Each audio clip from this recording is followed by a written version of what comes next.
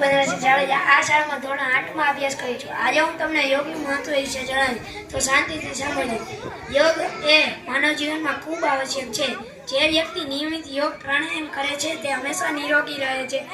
યોગ એટલે જોડવું. યોગ એ આત્માને શાંતિ માટે પણ કરવામાં આવે છે. યોગ એટલે શરીરને અને આત્માને શાંતિ આપવી. યોગનું મહત્વ આપણા જીવનમાં ખૂબ વધારે છે. યોગ કરવાથી લોકોનું આયુષ્ય પણ વધે છે. અમુક પ્રકારના રોગો દૂર થાય છે. એમાં પણ આજના સમયમાં યોગ કરવો ખૂબ જરૂરી છે.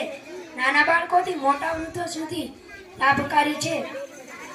યોગ માટેના ફાયદા અને તેની ઉપયોગિતાને જાણીને આખા વિશ્વના લોકોએ આપણા યોગાને યોગ તરીકે સ્વીકાર્યો છે. આ બાબતને ધ્યાનમાં રાખીને સંયુક્ત રાષ્ટ્રોએ ભેગા મળીને 21 જૂનને વિશ્વ યોગ દિવસ તરીકે જાહેર કર્યો છે. અંતમાં એટલું જ કહીશ, યોગ ભગાડે રોગ. અસ્તુ. ભારત માતા કી જય.